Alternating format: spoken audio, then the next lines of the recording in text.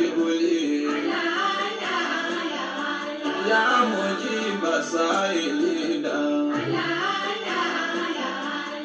يا إلهي يا إلهي يا إلهي يا إلهي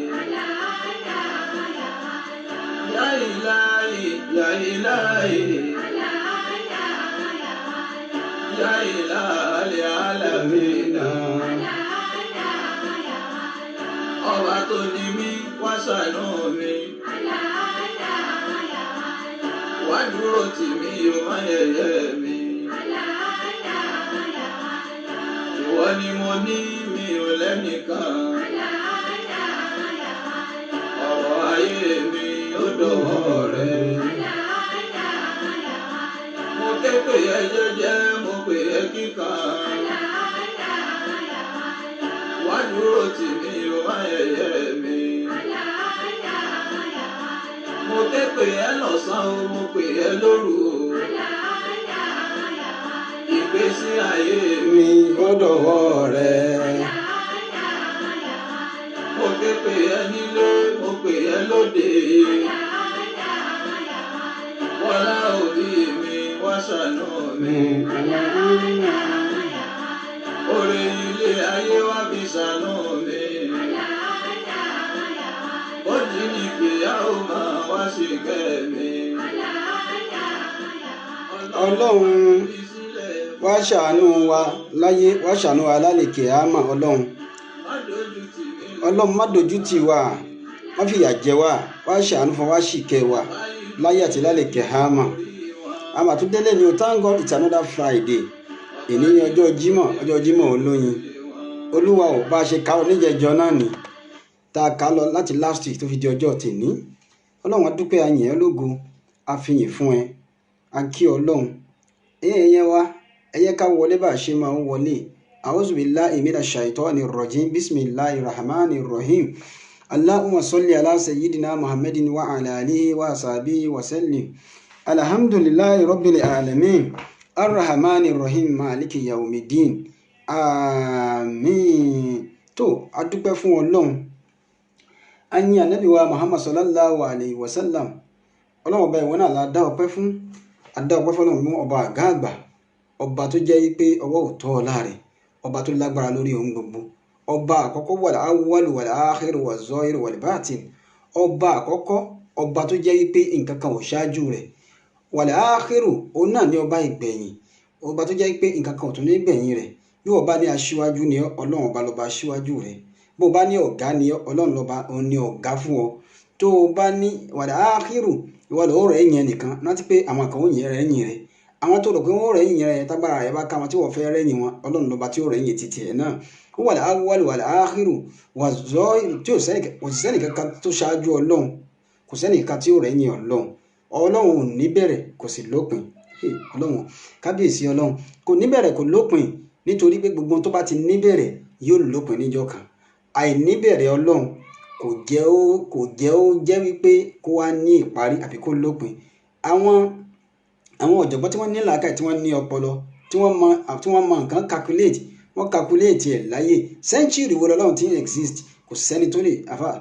tó lè ka ìgbà wo ni ò ní exist mọ́ kò sẹ́ni tó lè sọ ọlọ́run ò nígbà tó ti ń exist kò sì nígbà tí ò ní exist mọ́ wal awwalu wal akhiru waz zahiru ọba tó hàn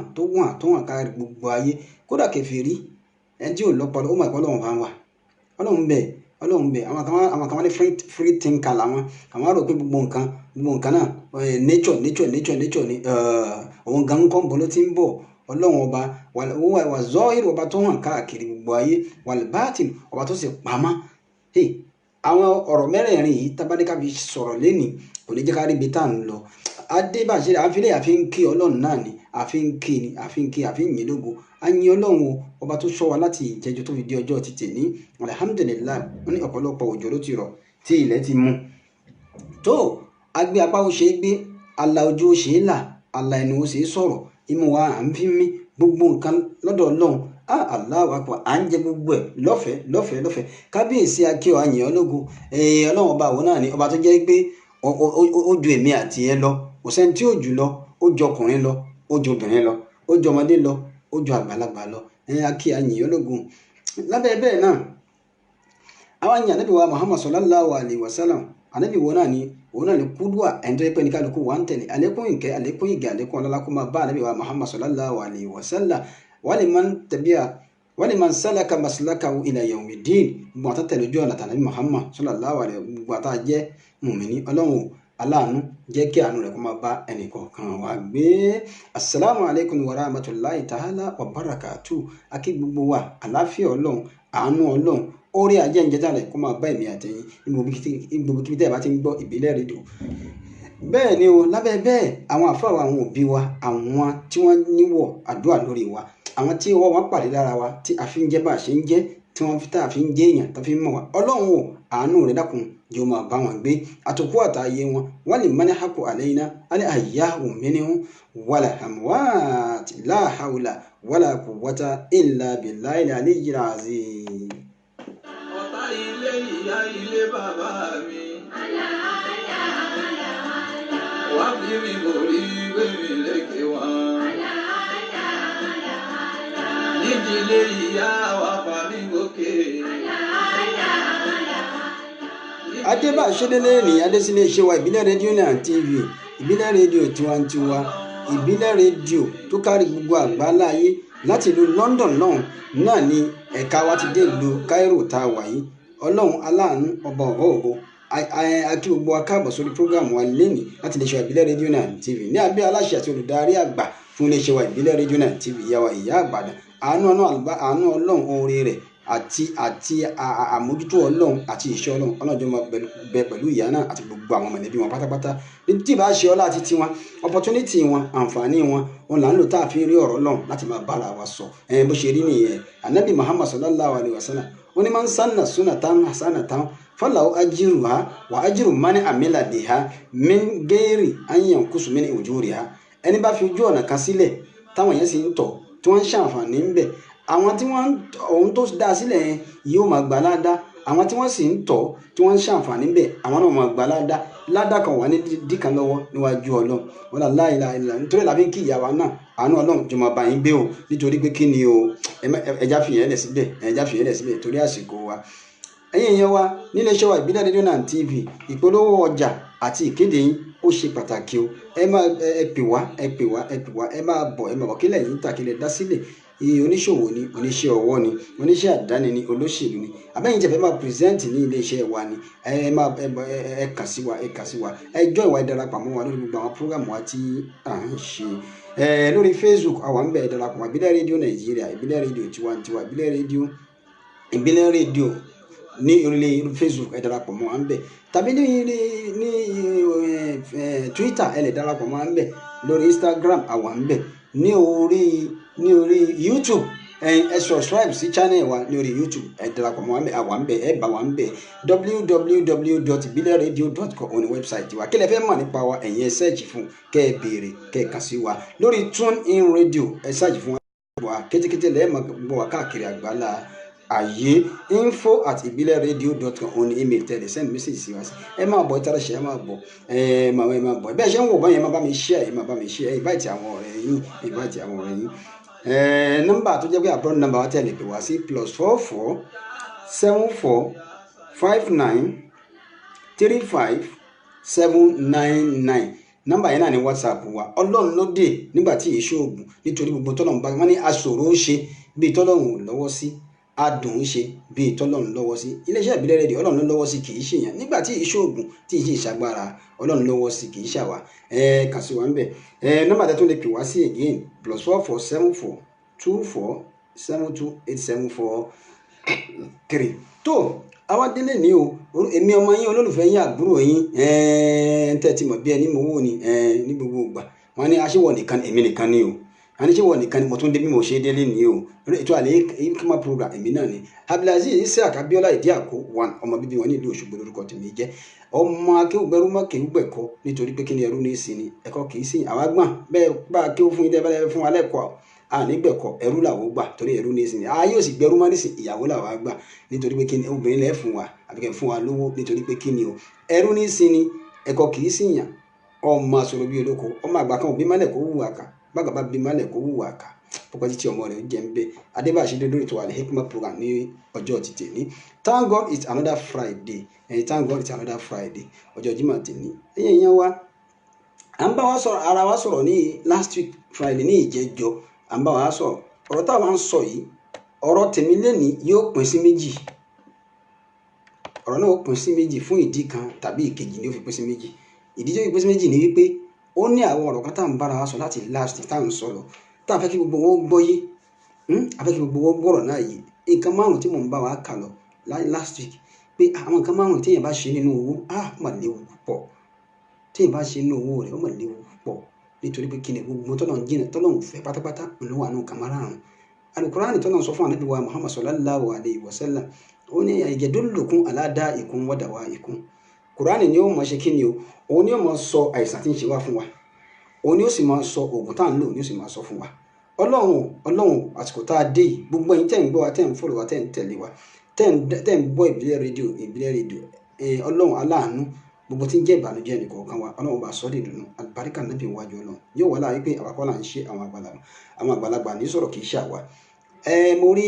alájà mi dáadáa ọmọlọ́lá àdùnní alájà mi dáadáa wọ́n ní sàlámù àlékún sàwà àlékún sàlámù you're welcome káàbọ̀ sórí program.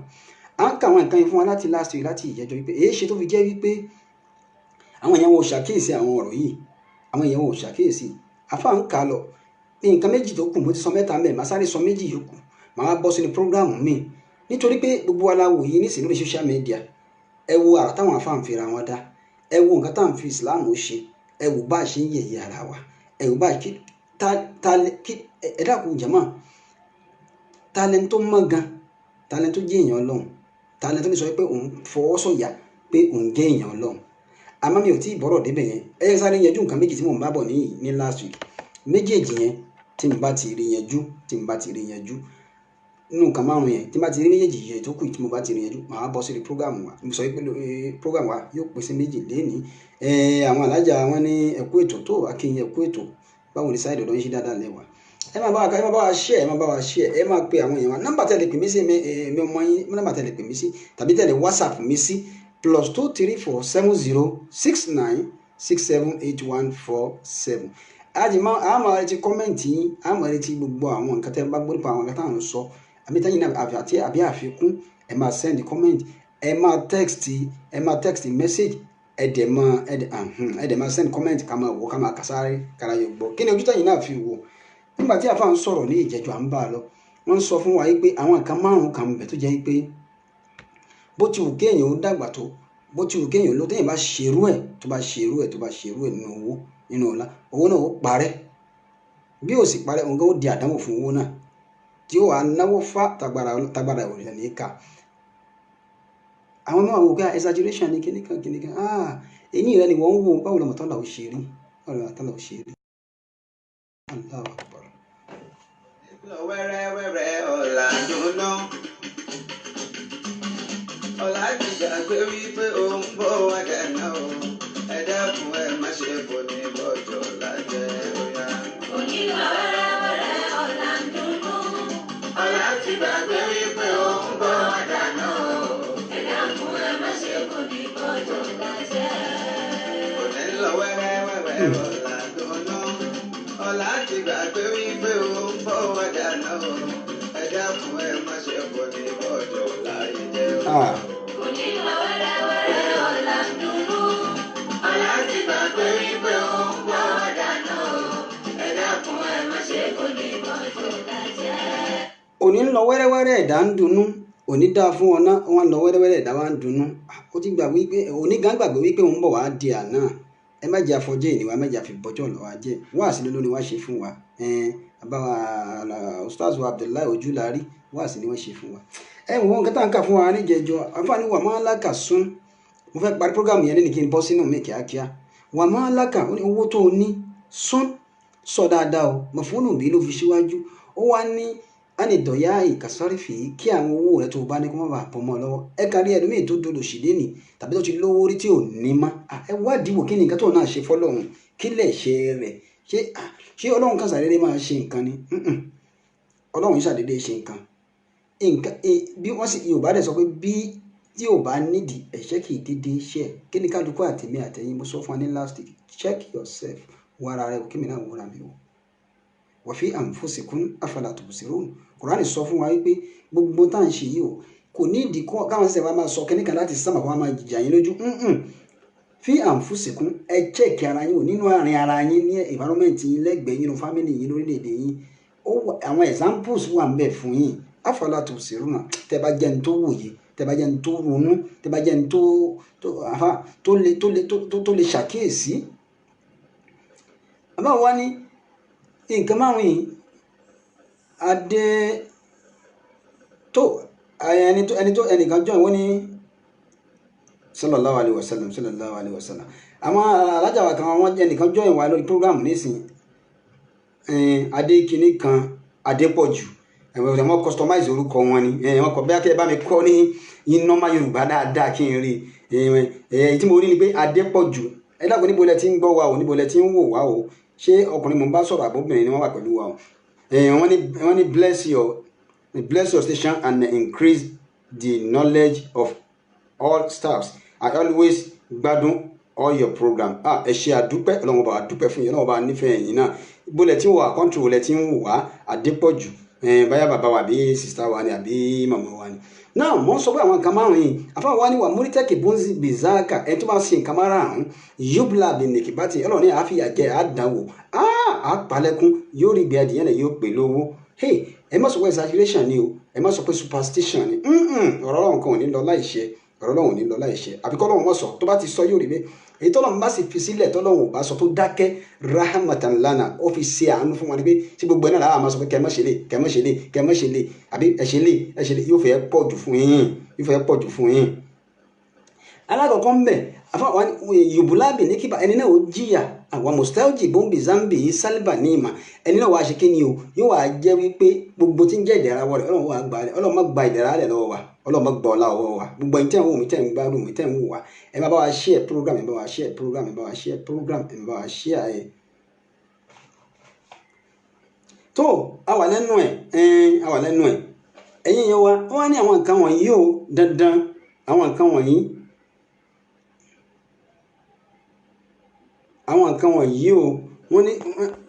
ní dandan ni kó jẹ́ pé àwọn nǹkan náà yóò ṣe kí ni o, yóò dá wàhálà lẹ̀ sínú gbèsè ayé ọmọ ẹ̀dá. Àfáwà ní márùn-ún ni ó ní bí harijin, mo ti sọ̀rọ̀ nípa ẹ̀ alẹ́ hariju shiddatul qatl, kéèyàn pààyàn kó gbẹ̀mí èèyàn. Ẹlẹ́ẹ̀kejì rìbá, ẹlẹ́ni kéèyàn máa owó èlé, mo ti sọ̀rọ̀ nípa ẹ̀ ní last week púpọ̀. Adékúnlé Adépọ̀jù male ọkùnrin ni from Dubai. Bàbá brother mi Adékúnlé Adépọ̀jù láti ìlú Dubai, àwọn náà ń wò wá, ẹni gbogbo kẹta ń sọ ìpàápàá àwátàwà labroad, Ọlọ́run kó jẹ́ ká kéré òkú délé, Ọlọ́run kó jẹ́ ká kéré òkú délé, àtòkú wa Ọlọ́run ò ní jẹ́ kí wọ́n ròkú wa lọlé, a sì ní parẹ́ síbi tá a wà, bá a ṣe fẹsẹ̀ ara rìn wá láàjọ lọlé láyà tàbí Ọlọ́run. Àwọn nǹkan wọ́n ní àlẹ́ àríjù kí èèyàn pààyàn, mo ti sọ ó kọ́mọ̀ láwọn olóṣèlú àfáyákẹ́ assassin wọn àràn síra wọn para wọn, èmi wọn ẹlòmíà aláwọ̀ ẹja kú bẹ́ẹ̀ ná. Ẹlẹ́ẹ̀kejì òun náà ni pé àlẹ́ àríjù àlẹ́ kọ́tìlù rìbá ní kí èèyàn máa jẹ owó èlé. Ẹlẹ́ẹ̀kẹta zina ni mo sọ last week. Ẹlẹ́ẹ̀kẹrin alhamuru ọtí mímu àti zina, mo sọ gbogbo ẹ̀ ní Ànábì wa Muhammad sallallahu alayhi wa sallam. Ànábì máa ń sọ fún wa la ilaha illallah, mo sọ fún wa ní jẹjọ. Ànábì ní wáyé ìkànnì àwọn ọ̀jọ̀gbọ́n ní wáyé ó ní iyyakum wa zina, ó mà dọ́wọ́ yín pẹ̀lú zina ṣíṣe, àgbèrè ṣíṣe. Fàyínà fi ìsètò ọ̀sọ́ àwọn aburú mẹ́fà ló wà nù kéèyàn máa ṣàgbèrè. Kò sẹ́ni tó mórí bọ́ ń bẹ̀ o, Ọlọ́run nìkan ló lè ṣàánú wa o, ṣùgbọ́n àní sọrí pé nítorí pé èèyàn ń fọ́ọ̀lù sínú ẹ̀ àwa ní sọ, ṣebí Kùránì sọ fún wa, ṣebí ó wọ̀nù wa. Ó wọ́n ní alákọ̀ọ́kọ́ ń bẹ̀ nínú àwọn àdánwò mẹ́fà tó wà ń bẹ̀, ó ní mẹ́ta ó ṣẹlẹ̀ sẹ́ni náà láyé, mẹ́ta ó ṣẹlẹ̀ sí ní àlìkìhámà. Ọlọ́run má ṣe làwọn náà àdánwò ayé àtàlìkìhámà o, la hawla wala quwwata illa billahi al-aliyyil azim. Ó ní alákọ̀ọ́kọ́ ní láyé fanuksọ́nù rìsíkì, àrísìkì rẹ̀ yóò máa dínkù, yóò máa lọlẹ̀, yóò máa fà á kò ní tóra wọn, yóò máa fi tó bá tún lówó díẹ̀ àfáà tó bá yóò tún lé la ilaha illallah muhammadu rasulullah sallallahu. Gbogbo wa la fẹ́ k'Ọlọ́run ṣe ń tà fẹ́ fún wa, ṣé gbogbo t'Ọlọ́run fẹ́ làwa náà ṣe? Bọ̀dá àǹtí bàbá mi Adékúnlé Adépọ̀jù brother Adékúnlé Adépọ̀jù láti ìlú Dubai ẹ jẹ́ ká check ara wa wò afẹ́kọ́ lọ́hún ṣe ń táwọn à ń fẹ́ fún wa ṣé gbogbo tọ́lọ́hún fẹ́ làwa náà ń ṣe me and you we should check ourselves. à ń bọ̀ wá. àlàáfíà kórè pẹ̀lú àlejò yìí ẹ wá gbọ́dọ̀ mi ojú láyé pèsè ìfẹ̀lẹ́ ìkìlọ̀ ṣàlórí tèmi. ojú láyé tún ti dérè ní òní ni mo fẹ́ sọ̀rọ̀ tọrọ ní wa ló máa júwe ọ̀la ìtumọ̀ òní tí mo mọ̀ ojúmọ́ rẹ túmọ̀ mi sáyé mò ń jẹ mo mú nírọ̀rùn kò fọ́ kò dànù mọ́ mi lọ́wọ́ ikú kébí ikú nílẹ̀ mi ẹyẹ sì kébí ẹyẹ lágbára mi ṣe òní já fògbódò lọ sì ní já fògbọ́ lọ́lọ́ omi ìjàgbójú mi nù àgùn pẹ̀kí báyìí là ń ké mọ́ ẹsìn kò tiẹ̀ lórí eré ajá tí kò tiẹ̀ ní pápá bí mo ṣe ń jáde lọ aláwùjá ti jẹ́ ṣokùn kẹ́ orílẹ̀ ayé mi kọ́nà mi là kí máa rí ṣe ìyàwó. onímọ̀ wẹ́rẹ́wẹ́rẹ́ ọ̀la dùnú. ó dùnú láti gbàgbé wípé ó ń bọ̀ ọjà náà ẹ̀dá kún ẹ má ṣe kò ní bọ́jọ́ lájẹ́. òní ń lọ wẹ́rẹ́wẹ́rẹ́ ẹ̀dá ń dunnú ọ̀la ń dunnú ọ̀la ti gbà pé òun bọ̀ wá di àná ẹ má yá fi òní bọ̀ làwà jẹ́ à á sọ fúnra wa mo mọ̀ pé nígbà tó yá ọlọ́run ọba yóò ṣàmàlẹ́ nìkọ̀ọ̀kan wa ẹlẹ́ẹ̀kejì nínú àwọn àdánwò tó wà fún alágbèrè wọ́n ní mẹ́ta láyé mẹ́ta náà tayé ọba lolúwa ṣemílógo wọ́n ní ẹ̀kú ọlá jimá ẹ̀yin náà ẹ̀kú jimá yìí ní thank God it's another Friday ẹ káàbọ̀ sórí program orí ètò aláwa Al Hikmat program láti ilé iṣẹ́ wa ìbílẹ̀ rédíò náà TV láti ìlú London tí extension rẹ̀ dé ìlú Egypt tá a wà ní Cairo City bẹ́ẹ̀ ni ẹ máa bá wa share ẹ máa invite àwọn ọ̀rẹ́ ẹ máa invite àwọn ọ̀rẹ́ yín pẹ̀lú ògùn Ọlọ́run ní jẹ́ kí wọ́n rí òkú wa lọ nígbà wa táwa lájú àwọn tá sì wà nílé náà ìbànújẹ́ òní tó sẹ́ni kọ̀ọ̀kan wa. ẹlẹ́ẹ̀kejì ń bẹ̀ àwọn ọ̀jọ̀gbọ́n wọn wàkọ́ tí ò lè ájílì irú ẹni bẹ́ẹ̀ yóò tètè kú tágbèrè bá ti pọ̀ jù ẹ lọ wò dáadáa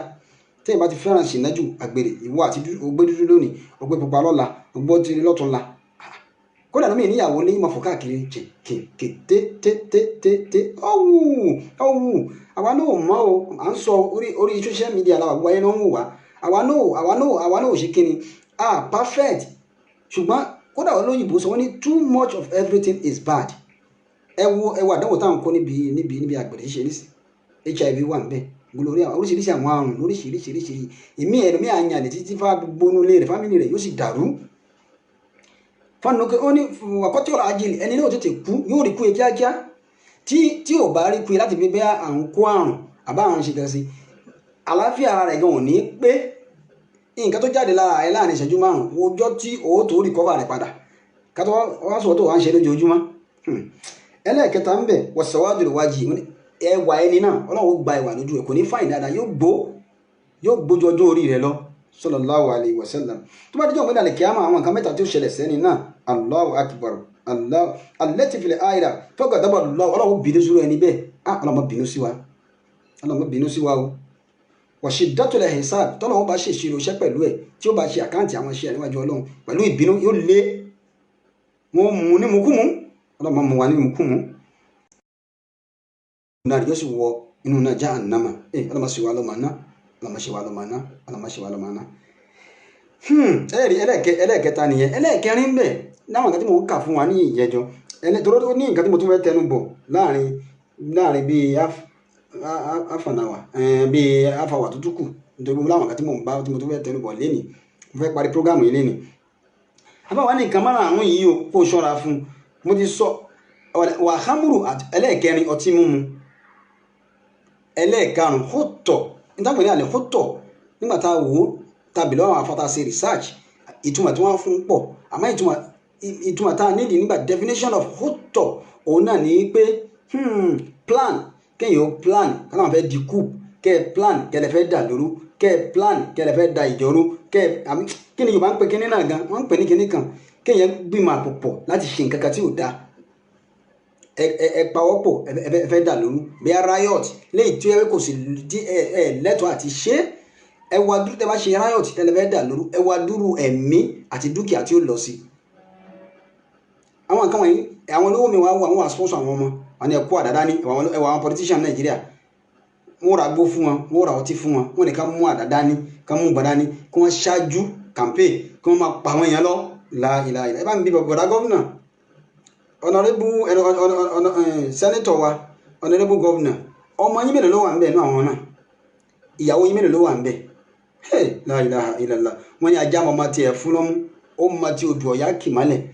wọ́n tún wá ń fi ọpọlọ kan pè wọ́n wá pè wọ́n la ilaha illallah wọ́n wá pè wọ́n ní orúkọ mọ́ ipe tọ́ọ̀gì ni wọ́n ní àwọn state boys ẹ̀ ra àdá fún ẹ̀ ra àmọ́ fún wọn ẹ̀ kó igbó fún wọn ẹ̀ ra ọtí fún wọn ẹ̀ wá dá wọn sí ìgboro ká máa dà lóru torí pé ẹ fẹ́ jẹ gómìnà ẹ fẹ́ jẹ ohun gbọ́dọ̀ àwọn tó bá pa yẹn náà àwọn tó fẹ́ ṣèjọba lé lórí náà ni wọ́n padà nù yìí tẹ́yìn bá ṣerú ẹ̀ yóò ní finish ni kò ní starting alhamdu ọtí mímu náà wà ń bẹ̀ ní ẹ̀jẹ̀ sáré alukurani sọ fún anabi wa muhammad sallallahu alayhi wa sallam alukurani sọ fún anabi muhammad lórí ọ̀rọ̀ ọtí Qur'ani chapter 2 verse 219 suratul Baqarah ọlọ́ni jẹ́sí àlùnẹ́kẹ̀ anil khamri wal maisiru qul fihima ithmun kabiru ọlọ́ni òjíṣẹ́ lá muhammad sallallahu alayhi wa sallam àwọn èèyàn wà béèrè lọ́wọ́ rẹ o wọ́n wá béèrè lọ́wọ́ ẹ̀rí pé mi ò play music lọ títí lé nítorí pé ọ̀rọ̀ náà ń jẹ́ ọ̀rọ̀ tó pé kí má bàa waste time àwọn èèyàn wà béèrè lọ́wọ́ rẹ òjíṣẹ́ lá muhammad sallallahu alayhi wa sallam anil khamri nípa ọtí wal maisir la ilaha illallah muhammadu rasulullah àti àwọn iṣẹ́ ìbàjẹ́ oríṣiríṣiríṣiríṣiríṣi kúlí fíìmá ithmu kẹbìrù wà nábì sọ fún wọn fíìmá ithmu kẹbìrù sọ fún wọn wípé ismu kẹbìrù sọ fún wọn pé lóòótọ́ náà tí ó láǹfààní o kí làwọn àǹfààní rẹ̀ nígbà tí tẹ̀síìrì ó tú àǹfààní àwọn tí ń ta àrùn owó ń bẹ̀ ẹ wo iye fákìrì ọtí tó wà ẹ wò bó ṣe ń ta wàràwàrà wọ́n ń ta gan fákìrì sìgá fákìrì ọtí wọ́n ń ta gidi gan táwọn èèyàn mú tán ní owó lọ́wọ́ gan ẹni tí ta ó sì máa lówó lọ́wọ́ àǹfààní tó wà ń bẹ̀ nìyẹn ó ní àmọ́ ìwà ànábì Muhammad sọ fún wọn nínú Quran wà manafi'u linnasi ó tún wá ń ṣe àwọn èèyàn láǹfààní láwọn tó ń mú wọn ní sàǹfààní fáwọn nínú Islam mi sọ ẹ̀sìn mi nínú ẹ̀sìn Islam tá a jọ ń sìn yìí o Islam tá a ní Muhammad gbà wá fún wa yìí o ọtí àràmù ni mi sọ ẹ̀sìn mi àwọn ẹ̀sìn mi lè máa sọ pé bóyá àmupara ni Ọlọ́run fẹ́ àbí kìnnìkan lọ́dọ̀ ti wá kódà àwọn àfáà wọn ní téèyàn bá mú orí abẹ́rẹ́ ẹwà abẹ́rẹ́ bó ṣe kéré tó nídù tó bá ti bọ́nu kọ́ọ̀pù ọtí báyìí tó bá yọ jáde ẹ wo kí ni ẹ wò kó wá fi sẹ́nu báyìí wọ́n ní tó bá ṣe bẹ́ẹ̀ tó fi mọtí tó bá ṣe bẹ́ẹ̀ fún odidi 40 days ogójì ọjọ́ tó bá jẹ́ ní tí kírun lójú méjì ni Ọlọ́run ní gba àrùn rẹ̀ Ọlọ́run ní gba ẹ̀rún náà lọ́wọ́ rẹ̀ wọn àti bí ọ̀dà kó má kì ẹ gbọ́ ó sì gbọ́dọ̀ má kì ó gbọ́dọ̀ má kírun náà Ọlọ́run ní gbà kò sí tó bẹ̀ kó má kì kátó mọ́sẹ̀ tó wá gbé odidi kọ́ọ̀pù kan tó mú àbí ìwọ àfà tó ń fi ọtí lo tó fi ń lo iṣẹ́ mo ń bọ̀ wá bẹ̀ yẹn náà ó níbi tí mo ń lọ mo ń bọ̀ wá bẹ̀ yẹn àfà tó ń fi ọtí lo iṣẹ́ àwọn àgbà tó jópọ̀ náà àràmù náà ni o ẹlẹ́yìn àyẹn ẹ̀rọ àwọn tí wọ́n ń takò oògùn àwọn alùsùnà mi tí wọ́n ń takò oògùn wọ́n mọ nǹkan tí wọ́n ń sọ lọ́nà kan àmọ́ ibẹ̀ ẹ̀kọ́ ni mò ń lọ nítorí wípé àwọn àfáà mi náà ti bà àwọn àfáà jẹ ọtí tọ́lọ̀ ní tẹ̀yìn bá ra African láì 40 days irun rẹ̀ Ọlọ́run nígbà rẹ̀ ìwásọ ni tó fi ń lo sẹ́ ìjọ tó tí wọ́n ń lo sẹ́ tó ń jójòkújò pẹ̀lú orí èèyàn kan tẹ́wàá ń jò gbogbo tọ́lọ̀ ń dá sórí ilẹ̀ ayé títí wa ni Ọlọ́run ẹ lo ewé ẹ lo egbò àmọ́ ẹ má lò lọ́nà àrámù o tó wá fi sọ ẹ wá fi ẹnu láì wà ìjọ 40 days Ọlọ́run nígbà rẹ̀ nínà tí ò bá wá gbà rẹ̀ kò sì dáa kó má kì bọ́dà mi àfà mùkádàmù tí ń fọtí lo sẹ́ oníṣẹ́pẹ̀ tó Ànábì Muhammad sallallahu alaihi wasallam Ọlọ́run wá ń sọ fún wa pé ó tún wá ní pé nínú Allahu Akbar ẹjọ́ tó wá wọnú Al-Qur'an ẹ̀rí pé ọ̀rọ̀ Al-Qur'an là ń sọ wọ́n ní innamal khamru ibi ọtí mímu wal maisiru wọ́n lè ànsọ́ọ̀bù àti tẹ́tẹ́ ni o àti àwọn nǹkan wà bàjẹ́ wọ́n lè ànsọ́ọ̀bù àti kéèyàn àti ànsọ́ọ̀bù àwọn kan sọ pé kí náà pé al-asnam òòṣà ṣíṣe wọ́n lè àzìlámù Ọlọ́run wá kà lọ títí pé ríjísún pé iṣẹ́ ìdọ̀tí ni mini amali shaitan ó tún wá jẹ́ kí ni o ó tún wá jẹ́ iṣẹ́ ìṣùṣẹ́ àṣetán fàjítẹ́nì búhù ẹ̀rí pé fàjítẹ́nì búhù fíìlì amúrì ni ó wá jẹ́ jámù fàjítẹ́nì búhù gbogbo yín ẹ jìnà sí àwọn kí ni ẹ má débẹ̀ làálàkún tó fìlì wọn tẹ́ bá jẹ́ tí ẹ fẹ́ kíkẹ́ ìjèrè níwájú Ọlọ́run ẹ̀yin tẹ́ ń wọ́n mi tẹ́ ń gbọ́ mi Ọlọ́run já jèrè ẹjá ṣe àmì ẹ sàmì abẹ́ ráyè sàmì abẹ́ bízì Ọlọ́run já jèrè ẹni tí mo ti tó bá mú láàárọ̀ àsìkò kéré bí wọ́n ti máa fi ṣe program lẹ́nu yóò ju wákàtí kan lọ kí iléeṣẹ́ wa lọ́hùn láti ẹ̀dùkọ̀tà láwọn kí wọ́n yọ̀ǹda fún mi ní tọ́lọ̀ sọ pé tẹ́ bá mú o ẹni tí mú ọtí ṣé ó jèrè yóò jèrè iṣẹ́ ní tẹ́lọ̀ máa ń tẹ̀yẹ̀ ọba fi sẹ́nu báyìí 40 days ọlọ́run ní gba ìbádà rẹ̀ àti irun àtàwẹ̀ àti gbogbo tó máa ṣe ní ẹ̀sìn fòdì ogójì ọlọ́run ní gbà. Ẹ sọ fún mi ta là wá kí ni wá Al-Qur'ani là ń ké o ó tún wá ní Allahu Akbar ọlọ́run tó wá ní innama yuridu shaytanu an yuqi'a bainakumul adawata wal baghdha'a fil khamr ní ọlọ́run fẹ́ fi ọtí mímu àtàwọn nǹkan iṣẹ́ jákujàku ṣètánì fẹ́ fi dá ọ̀tálẹ̀ láàrin yín ni ọlọ́tí wo ni ó mú ọtí tí ó yò tó rí ó wà pé láìla wèrè kan mọtí kan ó mọtí yóò ń jọ sí ẹ máa gbọ́ ó wá ń bọ̀ wá ó délé lọ́dọ̀ ìyàwó ẹ̀ ó gbádàkùn gbìí gbogbo aṣọ ti dàrú bàtà ti lọ lọ́tọ̀ jágajàgá bó ṣe dénú lé tó ìyàwó kan sílẹ̀kùn ìyàwó rẹ̀ ti mà wá rẹ̀ ó rọra sílẹ̀kùn ìyàwó sílẹ̀kùn tábà ìyàwó kan ra kọrí sínú bẹdrúmù tiẹ̀ ni wèrè kan wò sí pálọ̀ ni lórí kitchen chair láìpẹ́ ẹ wá wọn lọ́tí bí ká máa bì bí ká máa tọ̀ ó bá dìde nígbà tí ó dìde báyìí ó gbọ̀ nánú kitchen lọ níbi tí wọ́n gbé fíríjì sí ó kàn ṣí fíríjì ní brrrr àfa ọba yọ kíní tàn wí gbọ́ọ́rọ́ ó bá ń tọ̀ sínú fíríjì la ilaha illallah nígbà tó tọ̀ wọ́n ní my dear wọ́n bí níjọ́ wo lẹ change bọ́ọ̀bù inú tọ́lẹ̀tì yìí bọ́ọ̀bù yìí máa mọ́lẹ̀kẹ́ níjọ́ wo lẹ fi èsì sí ó tún wá tutù yìn wèrè inú fíríjì ní tọ̀sí òpònú à ń bọ̀ wá náà dákun à ń bọ̀ wá.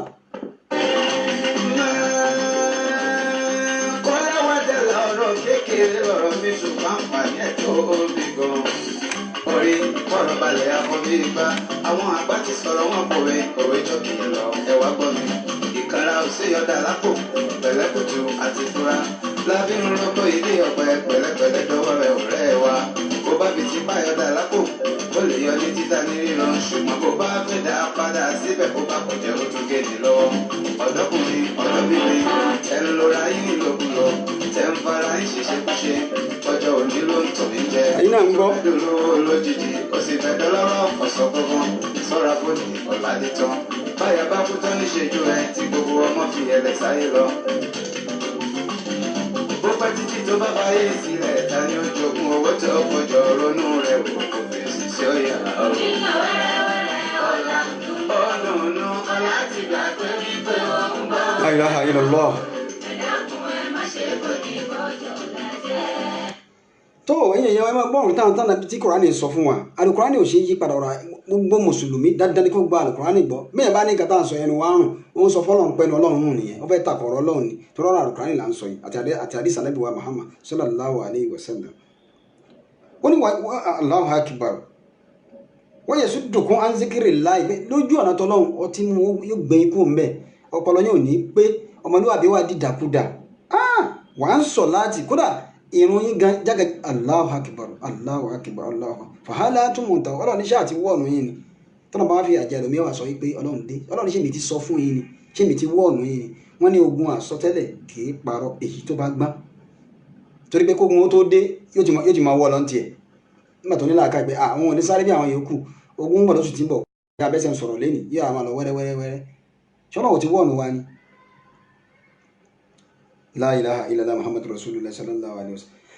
Ẹjá wa kọ́lá anábì wa Muhammad sallallahu alaihi wasallam anábì ní hubu dúnìyà rasu kullu khatiya la ilaha illallah. Ó ní kéèyàn nífẹ̀ẹ́ ayé kúkú ayé sí ọkàn rasu kullu khatiya òun ní olórí olọ̀gá gbogbo ẹ̀ṣẹ̀. Ya Rasulullah wọ́n ní apá àsì rẹ̀ mọ̀ ráàsì wà nábì máa ó mà lágbára o lẹ́ni o. Ó ní kéèyàn ní tèmi àti nífẹ̀ẹ́ ayé jù tó kó ayé sọ́kàn jù yóò ṣògùn owó yóò lu jìbìtì yóò jalè yóò parọ́ torí pé ìfẹ́ owó ìfẹ́ ayé ti wà lọ́kàn rẹ̀ jù bí kò ní eléyìí kò ní eléyìí kò ní eléyìí kò ní eléyìí nìkan ní ọmọ àwọn ètò àwọn ṣe fún kò ní tó ojú kòkòrò náà ń pè bẹ́ẹ̀ anábì tí wọ́n á ní wà ní Allahu akbar wan nisa'u habahilu shaitan pé anábì tó ní àwọn obìnrin tẹ́ ẹ rí yẹn o habahilu shaitan àwọn ní okùn shaitan okùn èṣù ni wọ́n okùn tí èṣù máa ń dẹ sí àwọn èèyàn òun lobìnrin jẹ́ okùn lobìnrin jẹ́ sí àwọn ọkùnrin gbogbo alágbára tán bá lé títí tí bàbá wọn ní ẹdẹ obìnrin sí yóò mú àtàǹsọ náà ni ara sì náà nù. anábì wá ní ẹlẹ́ẹ̀kẹta wàlẹ̀ hamuru ọtí mímu da'iyatun ila kulli sharri da'iyatun ila kulli sharri la ilaha illallah. Ànábì gbogbo ọtí mímu dàíyà inú tíra tí wọ́n ń pè ní mustatirifu tàbí tíra tápẹ́ ní makashifatul qulub ẹlọ́wọ́ tíra méjèèjì àdísì tí mo ń ka ìwà ń bẹ̀. wal khamru da'iyatun kíni da'iyatun illa kulli sharri lọ sí gbogbo tí ń jẹ́ ẹ̀ṣẹ̀ aburú pátápátá lọ tí máa tì yàn lọ. ọmọlúwàbí òórí kankan gidi fún rẹ sí sẹ́pẹ̀ ẹlẹ́mi yóò jí lára kùtùkùtù ní Nàìjíríà yóò jí lára roundabout ní junction lọ́dọ̀ yẹn oníṣẹ́pẹ̀ wọn làwọn mu jẹ̀dí àwọn mu jẹ̀dí àwọn mu ọ̀pá ẹ̀yìn àwọn mu alẹ́ kí ni wọ́n fi kì í ọ̀dẹ̀ dídẹ́rìn sáwọn àwọn náà ń lo oògùn jẹ̀dí à ń lo oògùn jẹ̀dí gbogbo tẹ́yìn sọ àwọn náà ń lò àmọ́ ò fi ọtí lò. ìkànnì àwọn ọ̀jọ̀gbọ́n ó ní araftu sharra láàlè sharri lákínní tàwákì ó ní gbogbo nǹkan aburú làwa náà dámọ̀ àmọ́ àwa mọ̀ nǹkan aburú ni nítorí ká lè bá máa sá fún àmọ́ nítorí pé ká lè bá máa ṣe torí nǹkan tẹ́yìn ò bá mọ̀ èèyàn ní lè sá fún. ẹ̀rí mẹ́wàá bẹ̀rẹ̀ yẹn pé àfa báwo lẹ ṣe mọ̀ báwo ni ẹ ṣe mọ̀ pé wọ́n fi ọtí ṣe kinní kan sẹ́yìn náà mú ni àwa kì í mú ṣùgbọ́n a dá mọ̀ àwa díẹ̀ àfi mọ̀ pé bẹ́ẹ̀ ni wọ́n ń ṣe nítorí ká lè bá sá fún ká má bàa fall sínú the same situation. ẹlẹ́ẹ̀karùn-ún tí mo ń kà lọ náà ni pé kí ni o kéèyàn plan kú kálá fẹ́ dà lóru properties àti life wọn à safe téèyàn bá ń dà lóru mo ti máa ń ṣe nǹkan mọ́ra àwọn èèyàn ó kú ọkọ̀ náà àwa ti sọ tiwa o àti sọ faman sha'a falyu'min faman sha'a falyakfur ẹni tó bá wù kó gbọ́ ẹni bá wù kó má gbà. ẹ jẹ́ sáré polówó ọjà níṣẹ́jú kan ká padà dé ká máa bá ètò wa lọ. mi kà máa rán mo ti kà ẹ́ mi ní pẹ́ lórí ẹ̀ tó fẹ́ bọ́ sí tọ́pìkì mi mo ti sọ tán bàbá tó pààyàn níjẹjọ tó pààyàn tí wọ́n kọ lẹ́tà lé lọ́wọ́ lẹ́tà tó padà wàá kọ fún kí ni wọ́n kọ sínú lẹ́tà nígbà tí wọ́n kọ lẹ́tà sí odi ìlú ẹsẹ̀ kan orin yẹn ni wípé qatilun khudha hadhara mani atakuma pé ẹni tó mú lẹ́tà yìí wá o òun náà ní kẹ́ ẹ béèrè mi lọ́wọ́ ẹ̀ òun gan lẹni tó gbẹ̀mí òun níta fi parí lẹ́tà yẹn ni wọ́n wá mú bàbá yẹn ọba ní kí wọ́n mú wọ́n dè mọ́lẹ̀ wọ́n lọ sómọ́ odi ìlú wọ́n kàn lágbélébùú wọ́n pa òun náà wọ́n pa torí ẹni tó bá pa ẹ̀ dandan nìkan pa ẹwà túbọ̀ tán yẹn ibi tọ́rọ̀ yẹn tán sílẹ̀ torí mi fẹ́ lọ síbẹ̀ mo ní nǹkan méjì mo fẹ́ sọ lẹ́yìn tí tábà ti ṣe advert tábà padà wá à ń bọ̀ wá ìjẹ́kẹ̀ṣe advert náà ní ìṣẹ́jú kan.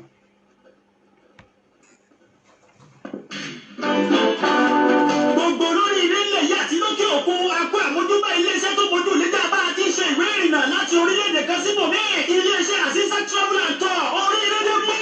bẹ́ẹ̀ bá fẹ́ kàwé ní UK, Canada, Australia, Bulgaria, Malaysia, Ukraine tàbí orílẹ̀-èdè míì òrìṣà bí òǹgbò sí lẹ́gbẹ̀dẹ̀ iléeṣẹ́ Asisat Travel and Tour ní ẹ̀kan sí. bẹ́ẹ̀ bá fẹ́ tó ìwé ìrìnnà lẹ́yìn tí kò ní magbomagbo nínú tá a mọ̀ sí. visa application packages, document assessment before submission, flight ticket and hotel reservation, review and pay against visa officers, booking of apartment day for interview, travel health insurance. ẹ fẹ́ lọ ájì tàbí umrah ní iléeṣẹ́ Asisat Travel and Tour ní kẹ́ ẹ bá dòwò pọ̀ wọn kò ní jayé níta mọ́. àwọn tó ti bá wọn dòwò sára ṣiṣẹ́ ọlọ́run ní ọ̀rẹ́ wọn bá lọ́wọ́ gbẹ́gbẹ́ ni wọ́n fi máa ná iléeṣẹ́ Asisat Travel and Tour wà ní number 65 Alafia Street opposite Mr. Biggs Ìgbọ̀nà Ayétòrò Òṣogbo tàbí 44A Mugawa 4 First Settlement New Cairo, Cairo, Egypt. ẹ lè pè wọ́n sórí nọ́mbà yóò +234 70678147 tàbí +20114 5939334 Asisat Travel and Tour ọlọ́ọ̀lọ́wọ́. tó ẹ̀yin èèyàn wa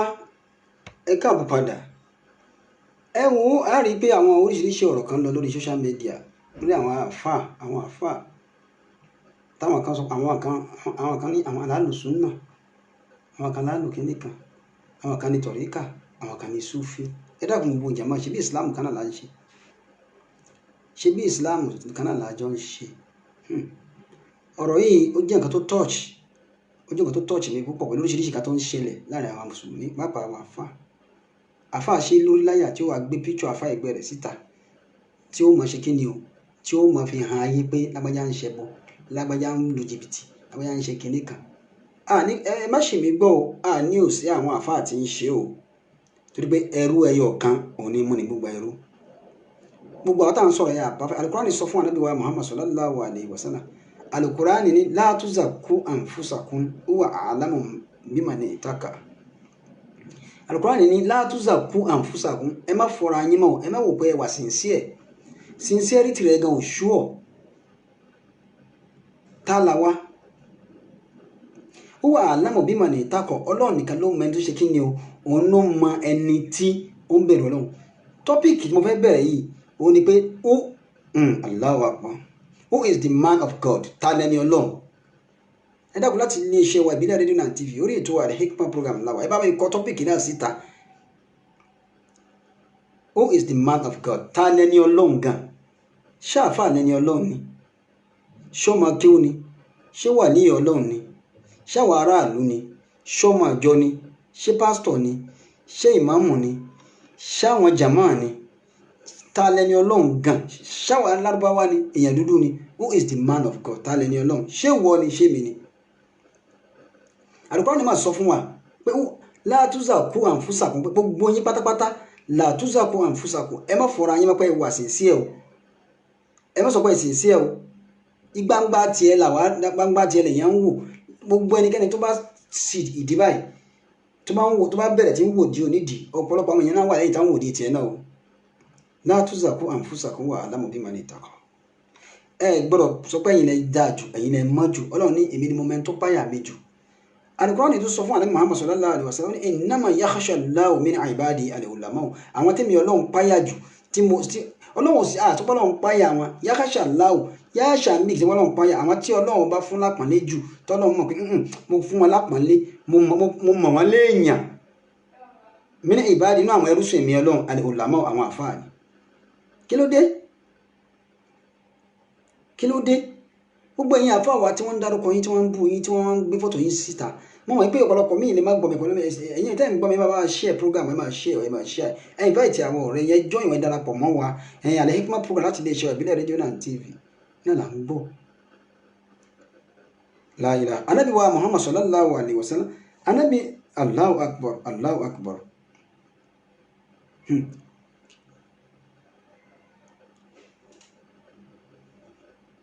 wọ́n bèèrè lọ́wọ́ Ànábì Muhammad sallallahu alaihi wasallam nígbà táwọn kan bèèrè lọ́wọ́ ẹ̀ wọ́n ní àdísì làbí Huraira nínú àdísì Abu Huraira òun ló gba àdísì wà ó ní innahu sallallahu alaihi wasallam qala pé Ànábì Muhammad sallallahu alaihi wasallam ló sọ gbọ́nà tá a fẹ́ sọ yìí o kí ni Ànábì sọ Ànábì ní yá ayyuhan nasu gbogbo ẹ̀yin èèyàn mo pè yín o gbogbo ẹ̀yin èèyàn tẹ́ ń gbọ́ ẹ̀yin jàmáà mi ẹ̀yin àlùmọ̀ mi mo pè yín o ẹ máa gbọ́ innama ana rahmatun Allahu Akbar anna rahmatun muhdatun Ànábì ní rahama àánú ni mo jẹ́ fún yín ìkẹ́ ni mo jẹ́ fún yín muhdatun mo wá jẹ́ ṣe kí ni o ẹni tí mo fi yín mọ̀nà tí mo àfa la ilaha illallah olùfin ní mọ̀nà ni mo jẹ́ aláàánú ni mo jẹ́ fún yín raufur rahimu ni laqad ja'akum rasulun min anfusikum azizu alayhi ma anitum harisun alaykum bil mu'minina raufur rahim ọlọ́run lágbájá ò dáa àfa àkíníkan ò dáa àfa lágbájá ò dáa àfa alẹ́ yìí ó wọná àfa alẹ́ yìí ẹlẹ́bọ ni tó ṣe tẹ́ẹ̀sì ká mọ́ bẹ́ẹ̀.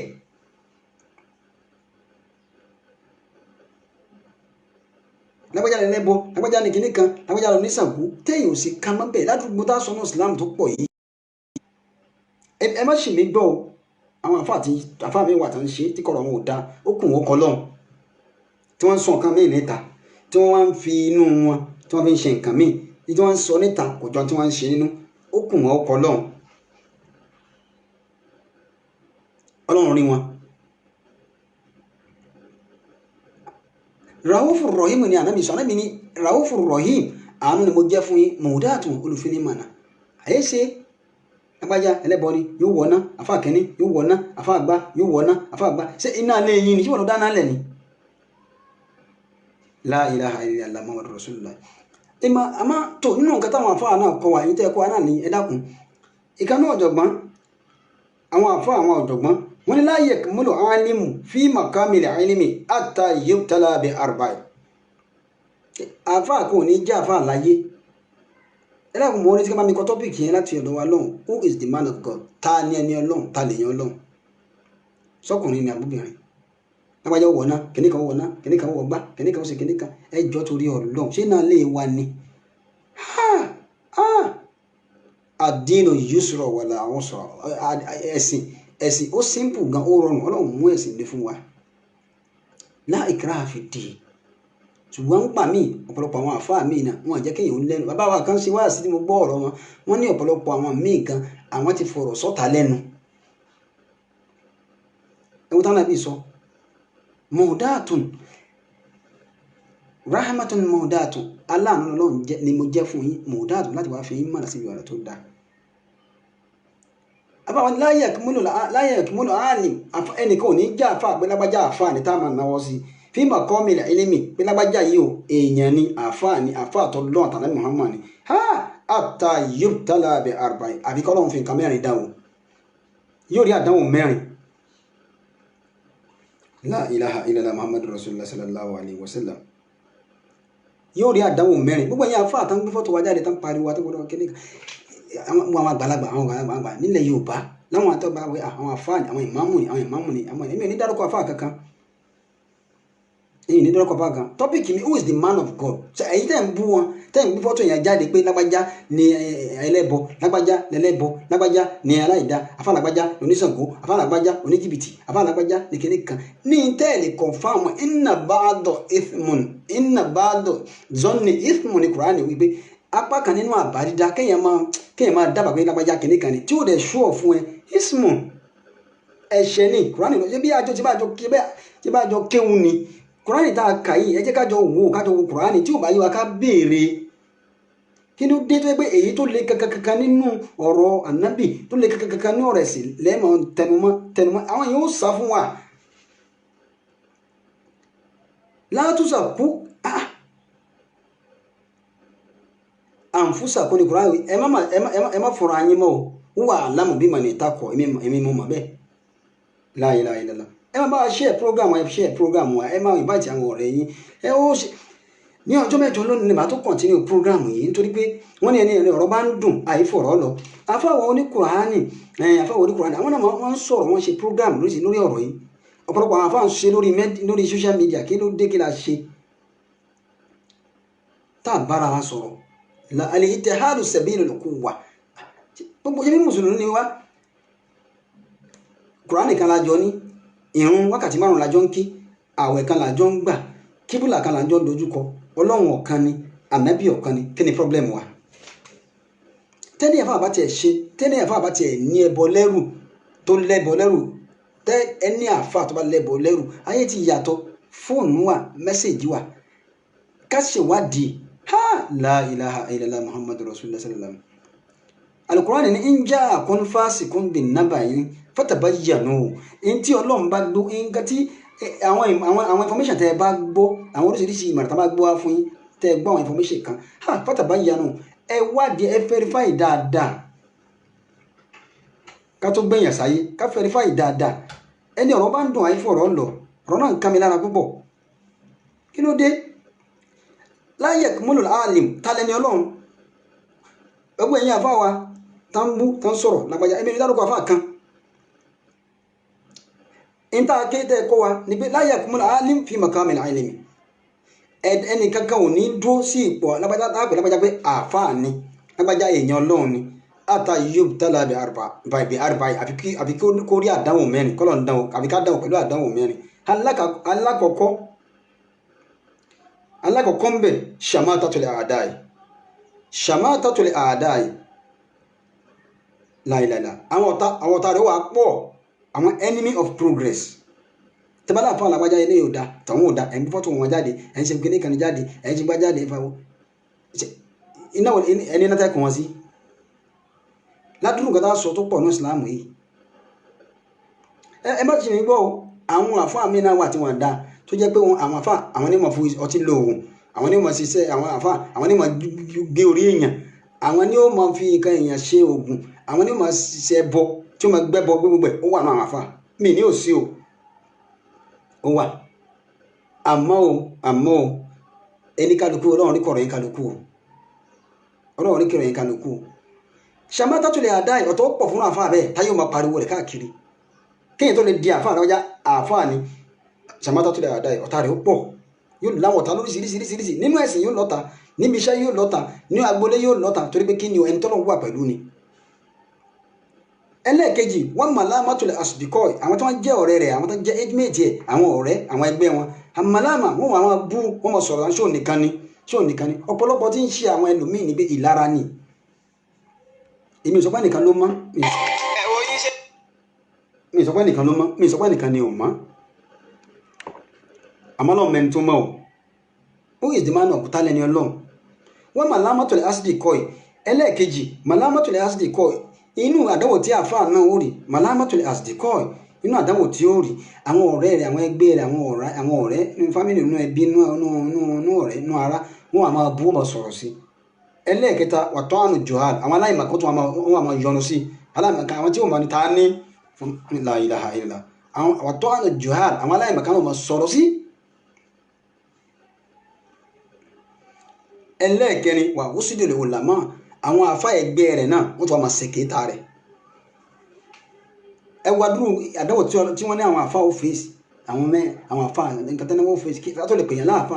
kódà àfa kan kọrin wípé walaysa bimansubi illa al-ilmi wan-nuha fatala yura fi arba'il akhlaq àfa tí ó bá tún wá níwà mẹ́rin lára eléyìí ó pọ́blẹ́mù mẹ́rin tí ó máa fèsì ní tí ìbá ti já fa àdìsí ànábì Muhammad sọ ní fàáyín sọ̀bára táàfà náà bá wá ṣe sùúrù fàáyín sọ̀bára tó ṣe sùúrù tó gba àwọn nǹkan mẹ́rin tó gbà mára tó fara dà á tí ò dùn tó gbà pé tó àdánwò tọ́lọ́ lámàrin náà láàrin ṣùgbọ́n tọ́lọ́ wà ní ìfilẹ̀ ja'alahu Allahu imaman yaqtadi bihi ọlọ́run wa sọ di aṣíwájú ńlá yóò sọ di imam yóò sọ di èèyàn ńlá tó jẹ́ wípé yóò wá sọ di aṣíwájú yaqtadi bihi gbogbo èèyàn wà máa kọ́sẹ̀ ẹ̀ máa fọ́lọ́ rẹ̀ wọn ní lágbájá kí ló ń banú jẹ́ sí kí ló ń jà sí afáwọn lágbájá ìmáàmù lágbájá ojú rẹ̀ rí jù bá ń lọ wá wò nígbà tó ṣe sùúrù wá wò bó ṣe rí lẹ́nu gbogbo èèyàn afáwọn àtàwọn pariwo ẹ ṣe sùúrù níta ẹ̀kọ́ aná là ń sọ yìí. anabi Muhammad sallallahu alaihi wasallam kódà anabi Muhammad sallallahu alaihi wasallam àdìsí tí mo fẹ́ ka yìí wà nínú Sahih Muslim ìdá mi dárúkọ àwọn tíra yìí ni pé inú sọ̀híhù ní Muslim àdìsí náà wà ń bẹ̀ kódà tó wá wà nínú tíra tá à ń pè ní al-ihsan an ta'budallaha ka'annaka tarahu fa in lam takun tarahu fa innahu yaraka inú àdìsí inú tíra yìí náà wọ́n tún nà kálọ̀ àdìsí yẹn wá síbẹ̀ ànábì Muhammad sallallahu alaihi wasallam ó jókòó ńjọ́ kan àwọn kan máa ń bèrè lọ́wọ́ ẹ̀ pé wọ́n ní yàrá Abu Hurairah ló gba àdìsí wa sallallahu alaihi wasallam sọ̀híhù Muslim ló wà ẹ lọ́ọ́ ká àṣẹ bẹ́ẹ̀ kéwú bó tá à ń ṣe yóò help Islam bí bá ń fi ẹ̀yẹ wa síta nílé yìí ta ló mọ́ gan ta ló mọ́ ta ló perfect nínú wa ta lẹni náà tó mọ́ láwọn tí kọ̀rọ̀ yóò ṣe é tú ṣé mi mọ́ ni tí wọ́n náà pure tí wọ́n náà perfect la ilaha illallah Muhammadur Rasulullah Abu Hurairah olùgbà àdìsí wa qila lahu yawman ya Rasulallah wọ́n sọ fún pé anijọ́ kan wọ́n ní ya Rasulallah ìwọ òjíṣẹ́ náà Muhammad sallallahu alaihi wasallam idiu alal mushrikin wọ́n ní wà nábì àwọn ẹlẹ́bọ ẹ má gbọ́ nǹkan àwọn ẹlẹ́bọ ń dà wá láàmú wọ́n pa wá wọ́n fún wa problem àwọn tí ó gbà fún tó ń sòòṣà alimushrikina àwọn olóòṣà àwọn ẹlẹ́bọ ló ń jẹ́ àwọn ẹlẹ́bọ àwọn olóòṣà ló ń jẹ́ bẹ́ẹ̀ wọ́n ní wà nábì idiu alal mushrikin tó máa ní idiu àlá kéèyàn ó ṣépè fún yàn ní jẹ́ bẹ́ẹ̀ ẹ̀yìn àfáà ìforíjì wa àmọ́ idiu làhùn kéèyàn ó ṣàdúrà fún yàn ní jẹ́ bẹ́ẹ̀ ọmọ ìdíwò àlá èpè ṣiṣẹ́ ló ń jẹ́ bẹ́ẹ̀ wọ́n ní wà nábì ìdíwò àlá mushrikin ṣépè fáwọn ẹlẹ́bọ làánà wọn kó ṣépè fún wọn kọ́nà wọn pa wọn rẹ́ kọ́ pò láyé àfẹ́rí wọn kọ́nà wọn àlákà wọn kọ́nà wọn destroy wọn la ilaha illallah àwọn ẹlẹ́bọ àwọn ọ̀tá ọlọ́run táwọn yìí pé ọ̀tá ọlọ́run ni wọn. ànábì wa sọ pé kọ́lá ìní kọ́lá sọlá ànábì wa dá wọn lóhùn wọ́n ní ìní lam la ilaha illallah lam up la'anan ọlọ́run gbé mi dìde lẹ́ni tí ó máa ṣépè ọlọ́run gbé mi dìde lẹ́ni tí ó máa ṣèkìní yóò tí ó máa làánà èèyàn ọlọ́run gbé mi dìde lẹ́ni tí ó máa búyàn ànábì ló sọ bẹ́ẹ̀ o wọ́n ní àwọn ọ̀tá ọlọ́run wọ́n ní kí ànábì ṣépè fún ọ̀tá ọlọ́run ọlọ́run lè ṣépè fún wọn á bẹ lọ́run kọ́lọ́run fi wọ́n mọ̀nà ni á sọ fún wọn ni. wa innama bu'istu rahmatan sallallahu alayhi wa sallam ànábì ní àmọ́ ọlọ́run gbé mi dìde fún mi pé aláàánú ni mí aláàánú ni mí ọlọ́run ní ká ṣépè fún yàn ká bú náà ṣe kí wá lóde tí àfa wa ń ṣépè fún àfa tá ń bú àfa tá ń yẹ̀yẹ́ ara wa àwọn ẹlẹ́bọ olóòṣà ọ̀tá ọlọ́run ó ní a sì gbọ́ pé gbogbo téèyàn máa ń ṣe láyé tí ò bá tí ì kú ẹ̀ lè pe lọ́mọ náà o bẹ́ẹ̀ máa ń ṣe ìbádà títí láìlẹ́ tó ṣẹ̀sì tó ní alùsùnà làwa alùsùfì làwa alùtọ̀ríkà làwa kìnnìkan làwa jẹ́ kìnnìkan làwa jẹ́ ṣé o ti kú ná ṣe rìsọ́ọ̀tì ẹ̀ ọlọ́run ti fi hàn pé ibi tó ń lọ ni kíkà ló kó ṣe pẹ̀lẹ́pẹ̀lẹ́. ṣé ń ṣe nínú ìgò ọ̀pálámbá ẹ̀wẹ̀ lùbọ́ ṣe sọ̀kà nínú ìkòkò abẹ́ni ìpapò rẹ̀ lùbọ́ ìyẹn wá ń sọdọ̀ gbọ̀ngàn ẹgbọ́n sọ́wọ́ ló fẹ́ báyé jẹ́ àbá ìgbà kádàrá ìdá àìnítẹ́lọ́rùn àfojúdi oníṣọ́tò lọ́wọ́ tó wá kò sẹ́ni bá ṣe sùúrù mọ́ kálí kábà lẹ́sẹ̀kẹsẹ̀ kálù kódún lẹ́sẹ̀ kan ó ti jọ́ kejì ó lè tọ̀ntọ̀n ó ti tọ́jú bó ti pẹ́ tipẹ́ bó ti gbà fúnra ẹ̀ ṣàìsàn bó ti wò orí ló wá gbà ẹ̀kan upside down àfi sàyè ṣùgbọ́n ní bá fẹ́ ráyè ṣe ìmọ̀ràn kan ni mo ní fún ẹ tó ní ẹ ṣe pẹ̀ládùra àròjinlẹ̀ pẹ̀lú sùúrù òbíyẹn kún sẹ̀mí ayé ẹ ẹ̀yin oníṣòro ọlọ́run mi wà mọ́kànjú wọlá ọ̀la lè dára òyà o. Nígbà wẹ́rẹ́wẹ́rẹ́ ọ̀la ń dùn. ó nù nù Ọ̀la ti gbàgbé wípé òun bọ̀ ń dànù. Ẹ dákun ẹ má ṣe kò ní bọ́jọ́ lájẹ́. ẹ̀yin ẹ̀yà wa orí ètò Al-Hikmat program làwọn láti lè ṣe Ìbílẹ̀ rédíò náà ti Ìbílẹ̀ lórí àǹtiwantiwa Ìbílẹ̀ rédíò Nàìjíríà àsìkò wa ti kó wa ní pápá mọ́ra nítorí pé kí ni o ààrẹ ọjọ́ mùsùlùkùn ó wu ẹni ká jẹran pẹ́ lẹ́nu ọ̀fọ̀ fún ni ò jẹ́ gbogbo ẹni tájọ wà lórí program látàrọ̀ tẹ̀ darapọ̀ mọ́ wa àtẹ̀yìn silent listening wa gbogbo yín la kí ẹ ṣe ẹ kú àtẹ̀lé Ọlọ́run bá dúpẹ́ fún yín Ọlọ́run bá ṣíjú àánú wọ̀nyí bá a ṣe tọrọ fún yín náà yóò rí bẹ́ẹ̀ fún àwa náà ní ọjọ́ mẹ́jọ tọ́pìkì yóò continue pé who is the man of God ta ni ẹni Ọlọ́run gan ta ni ẹni Ọlọ́run ṣáàfà ní ṣọmọ kéwù ni gbogbo aláṣì kéwù gbogbo aláṣì ké akẹ́ hadith akẹ́ al-Qur'an ẹ wo ànábì Muhammad sallallahu alayhi wa sallam ẹ wo ẹ̀kọ́ wọ́n ní wo àjíṣẹ́lá Muhammad ṣépè fún àwọn ẹlẹ́bọ àwọn ọ̀tá Ọlọ́run nípa ṣépè fún wọn làánà wọn tọrọ ibi Ọlọ́run lẹ́wọ̀n lórí ànábì sallallahu alayhi wa sallam ó ní inni lam ab'ath làánà Ọlọ́run ò gbé mi dìde lẹ́ni tí ó máa ṣépè lẹ́ni tí ó máa bínú wa innama bu'ithtum rahmatan aláàánú Ọlọ́run gbé mi dìde fún yín kò ní kí n máa ṣépè fún yín ẹlẹ́bọ̀lẹ̀ ń wò wọ́n lé ní kí lẹ́ gbogbo àwọn tó ń ṣe Islam gbogbo tó ń bá nàbí náà ṣe Islam ṣèbórí ẹ̀sìn kan ni wọ́n wà tẹ́lẹ̀tẹ́lẹ̀ ká nàbí ò tó dé ẹ á wò wọ́n lé ní àwọn aláwọ̀ mi ṣe kúdùwà idiwu ila sabili rabbika bil hikma wal maw'izatil hasana èyí ṣe ṣùgbọ́n o problem táwa ní náà ni pé àwọn ní Sufi ni o àwọn alùsùnà ni o àwọn ní kíní kan ni o àwọn nígbà ní àwọn aláwọ̀ ni ọ̀pọ̀lọpọ̀ náà kẹ́kẹ́ ká dúpọ̀ wa náà ò chẹ́ẹ̀kì ara rẹ̀ wò ká chẹ́ẹ̀kì ara wa wò èyí ṣe bí pan useless ara wa ni la ilaha illallah muhammadu rasulullah sallallahu alaihi wasallam àsìkè wa káàdìs ìwádìí síta kàyé oní sọyìn Muslim ló wà o Abu Hurairah ló sì gbà wá kéèyàn tó lè jẹ́ àfà tó bá ní wọ́n làfà ẹ̀yin lẹ perfect ẹ̀yin lẹ wà lójú ọ̀nà súnà ẹ̀yin lẹ wà lójú ọ̀nà súfì ẹ̀yin lẹ wà lójú ọ̀nà tọ̀ríkà ẹ̀yin lẹ wà lójú ọ̀nà kìnìkan kéèyàn fi máa súnmọ́ Ọlọ́run láyé ta ló perfect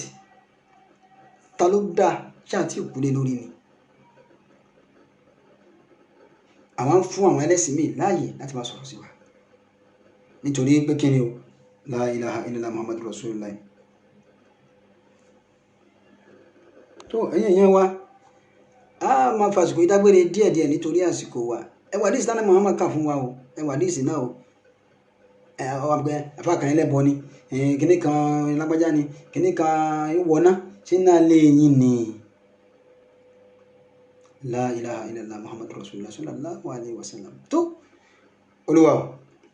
èyí táwí ọlọ́run kó ṣàmànà wa a máa fàsìkò yìí lọ a máa dágbére lórí ètò wa Al-Hikmat program láti lè ṣe wa Ìbílẹ̀ rédíò náà TV oníyanṣẹ́ ọlọ́bẹ̀ ṣe oníyanṣẹ́ ọlọ́bẹ̀ ṣe yín tẹ́ jẹ́ ẹ̀kọ́ àìbínú wọ́n ní òun ní ká jẹran fún lẹ́nu òfò fún ní òjẹ́ ẹ̀yin ìwọ̀n ẹ darapọ̀ mọ́ wa lórí Facebook lórí Twitter lórí Instagram ní orí YouTube ẹ subscribe sórí channel wa lórí YouTube channel wa nítorí pé gbogbo bẹ́ẹ̀ náà láti máa wò wá láti máa gbọ́ ẹ bá share program ẹ invite àwọn ọ̀rẹ́ yín fẹ́ pè wá ní fẹ́ darapọ̀ mọ́ wa ni ẹ̀yin fẹ́ polówó ọjà tàbí ìkéde nílé iṣẹ́ Ìbílẹ̀ rédíò náà TV gbogbo yóò tẹ́ fẹ́ ṣe gbogbo yóò tẹ́ fẹ́ sọ mú ìjọba gbé kalẹ̀ oníṣẹ́ ọwọ́ ni oníṣẹ́ àdáni ni oníṣòwò ni níjọba ni ẹni fẹ́ máa present ni ẹ darapọ̀ mọ́ wa ẹ pè wá àbúrò nàbà tẹ́ ẹ pè wá sí +4474 5935 799 àbí +44 7424 72 8743 ẹ lè pè wá sórí nọ́mbà náà bákan náà bẹ́ẹ̀ ni èmi tó wá gbé lórí ní ọjọ́ mẹ́jọ lẹ́ni ẹ pàdé wa lórí àsìkò kan náà lórí prógrámù wa Al-Hikmah program ẹ darapọ̀ mọ́ wa ẹjọ́ wa ń bẹ̀ topic tá à ń bá lọ lẹ́yìn ni pé who is the man of God ta lẹni Ọlọ́run gan la tuzaku anfusakum Kùránì sọ ẹ má fọra yín mọ́ wà alamu biman ittaqa Ọlọ́run nìkan ló mẹ́rin tí ń páyà wọn wọ́n ti bẹ̀rẹ̀ lọ́wọ́ Ànábì Muhammad sallallahu alaihi wasallam wọ́n ní kí láàfin máa pín yàn ń bẹ̀rẹ̀ Ọlọ́run kí ni ìpáyà Ọlọ́run gan Ànábì ní atẹ́kíwá húnà Ànábì ní atẹ́kíwá húnà ìpáyà Ọlọ́run ibi ló wà ibi wà kì í ṣorí àwọn kì í ṣe bí irun gbọ̀n kì í ṣe bí láwàní kì í ṣe bí àlòkíbà ńlá tí yẹn dàbòrà atẹ́kíwá húnà táwọn àbí sọ fún wa inú mi ló wà Ọlọ́run lọ́mọ ti ń páyà òun lórí ètò Al-Hikmah program lẹ́yìn bá ti ṣe Abilẹ̀ rédíò náà TV Abdullahi Isiaq Abela jẹ́ àkówó wà lórúkọ ti tèmi wọn nínú Òṣogbo akégbẹ̀rún mọ́kẹ́gbẹ̀kọ́ torí ẹrú ní ìsinmi ẹ̀kọ́ kì í sí ìyàn ọmọ àgbà ká kì í bí mọ́lẹ̀ kó wú àká bákan bá bí mọ́lẹ̀ bá wú àká wọ́n ti ṣe ọmọ rẹ̀ jẹ́ ń bẹ̀ àwọn ọmọ asọ̀rọ̀ bíi olóko nọ́mbà tẹ̀lé pè mí sí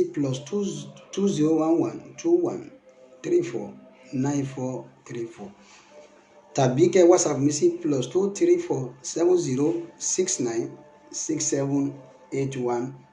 +2347069678147 a máa fi àsìkò yìí lọ a pàdé ní ọjọ́ mẹ́jọ inṣàlá àtẹ̀mí àtẹ̀yìn wọn à ní fẹnìkan ṣàwátì a ní dolóyè lẹ́yìn ara wa o kárìíra láyọ̀ ká pàdé níre Ọlọ́run kó ṣàmànà wa Ọlọ́run máa ṣe wà lọ́nà wala ihdina siratal mustaqim ihdina siratal mustaqim ihdina siratal mustaqim wala la ilaha illallah nọ́mbà tẹ̀lé pè mí sí mo ti sọ fún wa náà lẹ́ẹ̀kan ní WhatsApp mi síbẹ̀ pè mí síbẹ̀ Ọlọ́run wọlé ànábì lọ́dọ̀ àpàdé níjọ́ mẹ́jọ insha Allah wala subhana rabbika rabbil izzati amma yasifun wassalamu ala al-mursalin walhamdulillahi rabbil alamin